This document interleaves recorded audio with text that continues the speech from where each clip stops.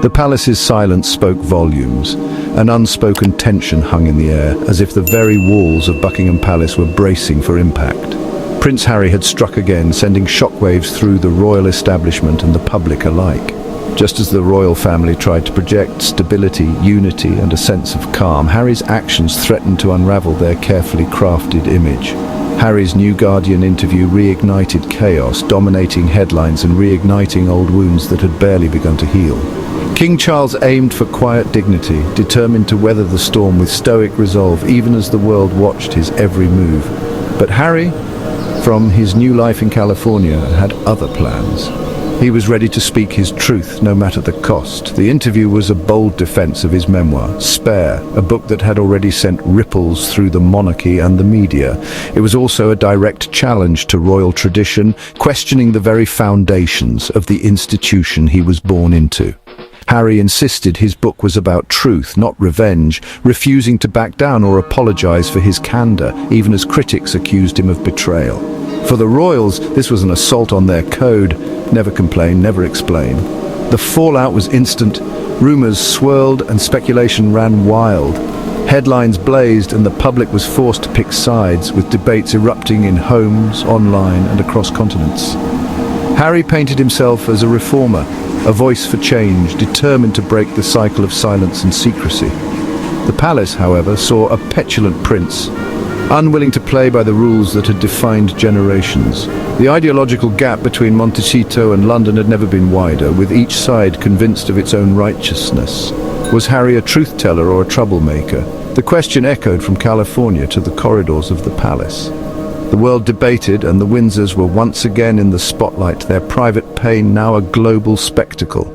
The interview ensured the royal drama was far from over, fueling endless commentary and speculation. The monarchy's pain was public, their struggles laid bare for all to see as the world watched with fascination and disbelief. And the stage was set for another round of recriminations. The saga continued, with new chapters waiting to be written.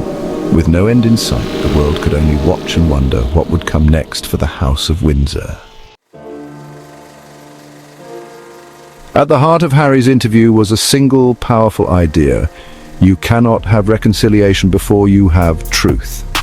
This statement became the foundation of his message, echoing throughout his public appearances and interviews. For Harry, truth is not just a concept, but a necessary first step toward any hope of healing old wounds. He argued that Spare was about honesty, not vengeance, and that true healing required airing the family's secrets, no matter how uncomfortable. Harry insisted that his memoir was a way to confront the past, to bring hidden truths into the open, and to start a conversation that had long been avoided. Harry rejected apologies for his revelations, demanding instead a real acknowledgement of his pain and the experiences that shaped him. He wanted his family to recognize the reality of his struggles, not just offer empty words. This clashed directly with the palace's tradition of silence, fueling his sense of betrayal, especially after losing his security battle in court. The lack of support from the institution left Harry feeling isolated and exposed.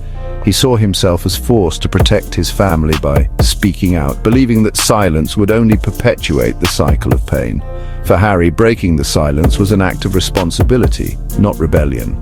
Harry's stance is unwavering. Only truth, spoken openly and honestly, can lead to genuine reconciliation. Without it, any attempt at mending relationships would be superficial.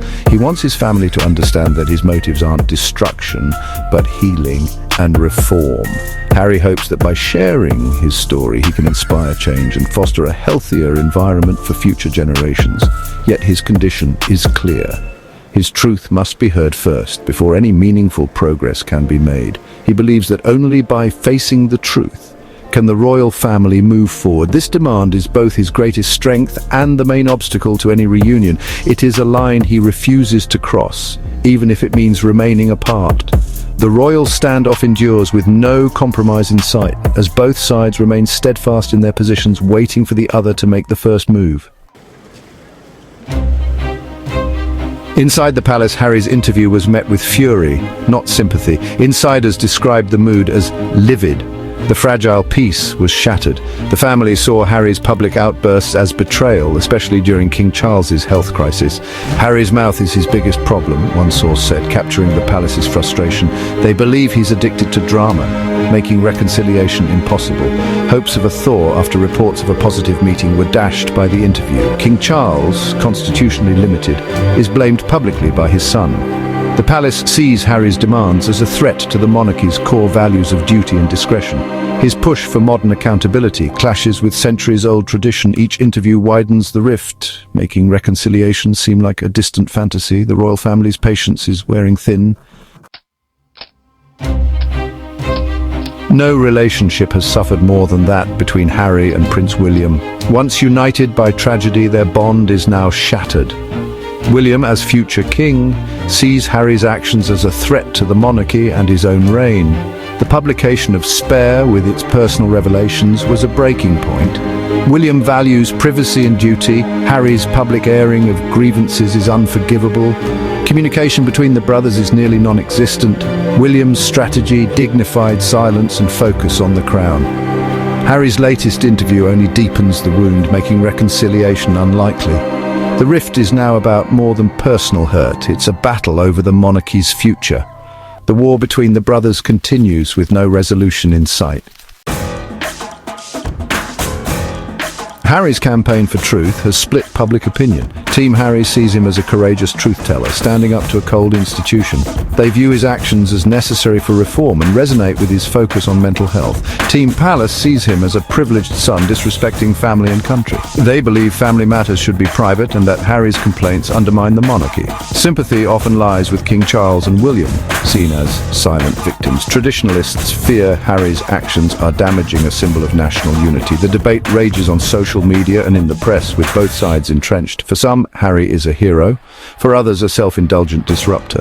The royal family's drama has become a public battleground. Can the rift between Harry and the royal family ever truly heal? Or has too much been said and done for forgiveness to be possible? The world watches, wondering if these wounds can ever be mended. There are glimmers of hope. Harry has expressed a genuine desire to reconcile, especially with his father, King Charles.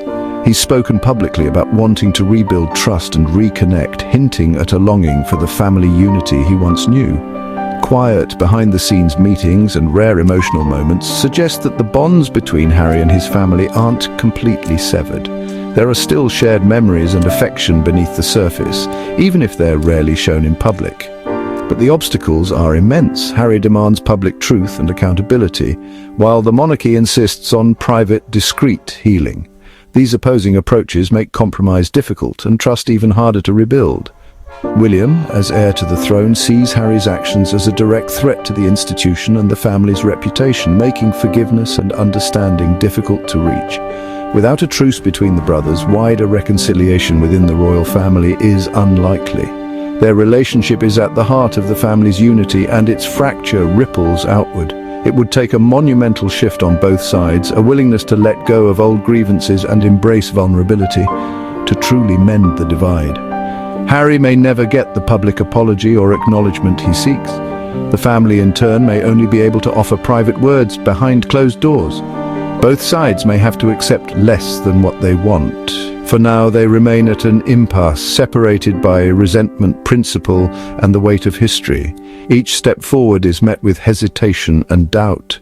The path to reconciliation is long, uncertain, and filled with emotional obstacles. It's a journey that will require patience, empathy, and perhaps a little hope. Only time will tell if the Windsors can find their way back together, or if this rift will become a permanent part of royal history.